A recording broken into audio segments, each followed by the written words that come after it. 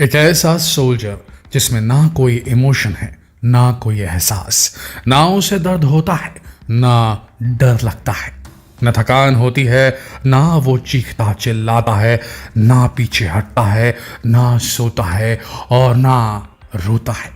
क्योंकि वो भगवान का बनाया हुआ इंसान तो है, लेकिन उसे क्रिएट किया है चीन के इंसानी दिमागों ने। सोचिए कितना खतरनाक होगा ऐसा सोल्जर अकेले ही सैकड़ों सैनिकों पर भारी पड़ सकता है, क्योंकि वो तो इंसानों से कहीं ज्यादा ताकतवर होगा। वैसा बन जाएगा जैसा उसे बनाया जाएगा। उसके ऊपर गोलियों का तो छोड़िए, केमिकल्स का भी कोई असर नहीं होगा। ये हम किसी मूवी का प्रमोशन नहीं कर रहे हैं, किसी किताब की कहानी नहीं सुना रहे हैं दोस्तों, किसी का सपना आपको नहीं सुना रहे हैं।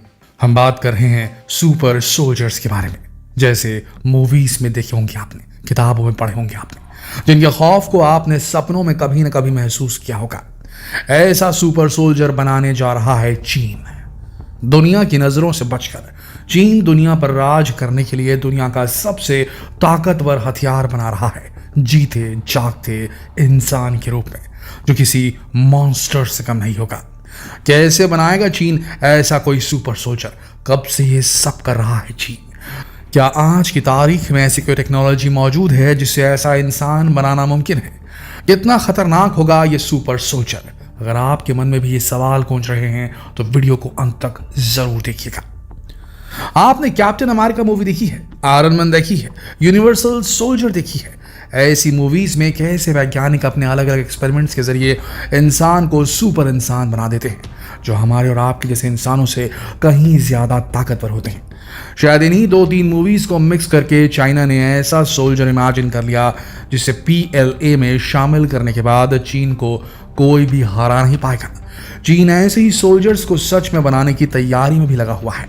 जीन एडिटिंग के नाम की टेक्नोलॉजी की मदद से चाइना इंसानी DNA में अपने हिसाब से परिवर्तन करके सुपर सोल्जर्स को जन्म देना चाहता है। देखा जाए तो ये उसी तकनीक का अपडेटेड वर्जन है, जिससे अलग अलग किस्म के पेड़ पौधे बनाए जाते हैं दोस्तों। अलग अलग किस्म के और ज्यादा बेहतर कैपेबिलिटी वाले घोड़े और कुत्ते पैदा किए जाते हैं। क्या चाइना इतना इनह्यूमन हो चला है कि अब वो उस तकनीक से इंसान के बच्चे पैदा करेगा? वैसे चाइना की ह्यूमन और इनह्यूमन एक्टिविटीज की बात ना ही करें तो अच्छा है। कौन नहीं जानता कि जिस महामारी से विश्व अभी तक निकल नहीं पाया, वो भी चाइना की इनह्यूमन एक्टिविटीज की ही देन समझी जा सकती है। दिसंबर 2020 में यूएस इंटेलिजेंस एजेंसीज ने दावा किया था, China has done human testing to create biologically enhanced super soldiers. यानी चाइना ने PLA के सोल्जर्स के ऊपर टेस्ट किए हैं, इस उम्मीद में कि वो बायोलॉजिकली एनहांस्ड कैपेबिलिटीज के साथ, सुपर क्षमताओं के साथ सुपर सोल्जर्स बन जाए। यूएस के नेशनल इंटेलिजेंस के डायरेक्टर जॉन रेडक्लिफ ने भी वॉल स्ट्रीट जर्नल के ऑप एड में ऐसा ही दावा किया था। उन्होंने कहा था कि बीजिंग का लक्ष्य साफ है, वो USA को, अमेरिका को और पूरे प्लैनेट को इकोनॉमिकली, मिलिटरली और टेक्नोलॉजिकली डोमिनेट करना चाहता है। उसकी कोई एथिकल बाउंड्रीज नहीं है, कोई मोरालिटीज नहीं है। वो ये करने के लिए किसी भी हद तक जा सकता है। इस जीन एडिटिंग टेक्नोलॉजी का नाम क्रिस्पर है, जिसे जेनेटिक डिसीजेस के ट्रीटमेंट के लिए लगभग इजाद किया गया था। कई वेस्टर्न साइंटिस्ट इस टेक्नोलॉजी के सख्त खिलाफ हैं, क्योंकि इसके जरिए हेल्दी लोगों की परफॉर्मेंस को बूस्ट करने के लिए उनके जीन्स को मैनिपुलेट किया जा सकता है, बदलाव किया जा सकता है उनके शरीर में। इस टेक्नोलॉजी को 2012 में फ्रांस की 2 फीमेल साइंटिस्ट इमैनुअल शार्पेटियर और जेनिफर डॉर्डना ने मिलकर खोजा था। उसके लिए उन्हें बहुत सराहना भी मिली थी। लेकिन दोस्तों, इस टेक्नोलॉजी के मिसयूज से कितना खतरनाक इंसान बनाया जा सकता है, आप सोच भी नहीं सकते। इन दोनों महिलाओं ने दावा किया था कि इस टेक्नोलॉजी से आप मनचाहा बच्चा पैदा कर सकते हैं, एक ऐसा बच्चा जो कभी बीमार ना पड़े। ऐसे ही 2018 में भी एक चाइनीज बायोफिजिसिस्ट ही जियानकुई ने दावा किया था कि उसने दुनिया के पहले जीन एडिटिंग चिल्ड्रन बना दिए हैं, जो 2 जुड़वा बच्चियां हैं। उसने कहा कि उसने IVF की तकनीक से विकसित 2 भ्रूणों में जेनेटिक इंजीनियरिंग की, बदलाव किया और उन्हें एक महिला के यूट्रस में इम्प्लांट कर दिया। वैसे तो उसे इस टेक्नोलॉजी के लिए काफ़ी सराहना मिली, लेकिन वैश्विक स्तर पर इसका बहुत विरोध किया गया। उस वैज्ञानिक को होम अरेस्ट में रखा गया और बाद में उसे मेडिकल रेगुलेशंस को वायलेट करने के लिए, जीन एडिटिंग टेक्नोलॉजी का क्रूरता से इस्तेमाल करने के लिए 2019 में 3 साल की जेल हुई। इस साल के अप्रैल महीने में हे जियांकी को रिहा कर दिया गया है।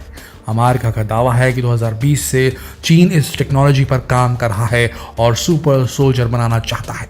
इन सुपर सोल्जर्स पर भूख, प्यास और मौसम का कोई असर नहीं होगा दोस्तों। इनके अंदर कोई इमोशंस नहीं होंगे, ये बेरहमी और निर्दयी होंगे। केमिकल वॉरफेयर का भी इनके ऊपर कोई असर नहीं होगा। इनका निशाना बहुत ज्यादा सटीक होगा। गहरी चोटें लगने के बावजूद ये जंग के मैदान में टिके रहेंगे।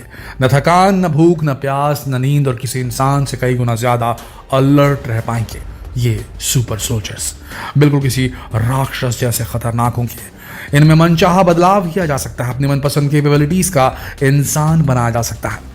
दोस्तों, ऐसी टेक्नोलॉजी सिर्फ चीन के लिए नहीं बल्कि पूरी मानव जाति के लिए बहुत घातक होगी। फिर भी आज के वैज्ञानिक इस टेक्नोलॉजी पर काम करने में लगे पड़े हैं। चीन पहला ऐसा देश नहीं है जिसने ऐसी कोई इंसान बनाने की कोशिश की है। 2021 में ब्रिटेन ने भी जीन एडिटिंग टेक्नोलॉजी के लिए 8,000 करोड़ रुपए खर्च करने की अनाउंसमेंट की थी। ब्रिटेन की defence advance research project agency 2019 से इस टेक्नोलॉजी पर काम भी कर रही है। खबरों की माने तो फ्रांस की मिलिट्री एथिक्स कमेटी ने भी 2021 में ऐसे सुपर सोल्जर्स बनाने के लिए इस तरह की टेक्नोलॉजी को विकसित करने की अनुमति दे डाली है। कहा जा रहा है रशिया भी चुपके चुपके इस टेक्नोलॉजी पर लंबे समय से काम कर रहा है। सन 2017 में व्लादिमीर पुतिन ने यह भी कहा था कि आने वाले समय में इंसान परमाणु बम से भी ज्यादा खतरनाक होने वाला है। उन्होंने कहा था कि एक नेचुरल इंसान जैसा ही दिखने वाला सुपर ह्यूमन बनाना संभव हो गया है, जो दिखने में हम लोगों जैसा ही होगा लेकिन हमसे कहीं ज्यादा केपेबल होगा। बिना दर्द, दया या डर के, बिना किसी तकलीफ के वो मैदान में लड़ सकेगा। दोस्तों, भारत के वैज्ञानिकों का मानना है कि ऐसी टेक्नोलॉजीज ह्यूमैनिटी के बिल्कुल खिलाफ है और अनएथिकल है।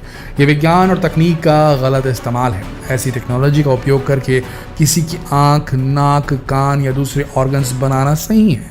दूसरे ऑर्गन्स के क्लोन बनाना भी सही है, लेकिन एक दूसरा इंसान ही बना देना, इंसानों की स्पीशीज में ही चेंज ला देना उनके डीएनए में चेंज करके, ये तो पूरे ह्यूमन रेस के साथ में बहुत बड़ा खिलवाड़ है। ये बहुत गलत है और एक क्राइम माना जाना चाहिए। मेडिको लीगल इंस्टीट्यूट भोपाल के पूर्व डायरेक्टर अशोक शर्मा ने इस टेक्नोलॉजी पर यह सवाल उठाया कि ऐसे ह्यूमंस की जिम्मेदारी कौन लेगा, उन्हें कौन से कानून के तहत सजा दी जाएगी, इनके कानून कैसे होंगे, इन्हें कैसा रोका जाएगा। ये सीधा सीधा नेचर के साथ खिलवाड़ करना है। ह्यूमन स्पीशीज की रेस को ही बदल देने का, ह्यूमन डीएनए को ही चेंज कर देने का क्राइम है। एक वर्ल्ड फेमस राइटर एनी जेकब्सन ने अपनी बुक द पेंटागन्स ब्रेन में यह दावा किया है कि अमेरिका इस टेक्नोलॉजी को डेवलप करने पर काम कर रहा है, लेकिन साथ ही राइटर खुद ही कुछ वैज्ञानिकों के बयानों के आधार पर यह भी दावा करती है कि ऐसा सुपर सोल्जर बनाना इतना भी आसान नहीं है। बीमारियों से बच सकने वाला इंसान बनाने तक तो ठीक है, लेकिन सुपर कैपेबिलिटीज के साथ किसी इंसान को पैदा करना बहुत ज्यादा मुश्किल है। लेकिन दोस्तों, उन्होंने ये नहीं कहा है कि ये नामुमकिन है। आपको क्या लगता है, क्या चीन वाकई में बना डालेगा सुपर सोल्जर? क्या चीन ने ऐसा कर दिया तो उसके बाद सीमा पर चीन के आम सैनिक नहीं बल्कि सुपर सोल्जर्स आएंगे जो आसानी से भारत के सैनिकों को पीछे हटा सकेंगे? क्या आपको नहीं लगता क्या ऐसा कोई इन्वेंशन करके चीन एक बहुत बड़ी गलती करने वाला है? क्या भारत को भी ऐसी अनएथिकल टेक्नोलॉजी पर काम करना चाहिए, हाँ या नहीं? कमेंट सेक्शन में लिखकर जरूर बताएं और जितना हो सके सवाल दोस्तों से पूछने के लिए इस वीडियो को शेयर करें फेसबुक पर, व्हाट्सएप पर, यूट्यूब पर। धन्यवाद।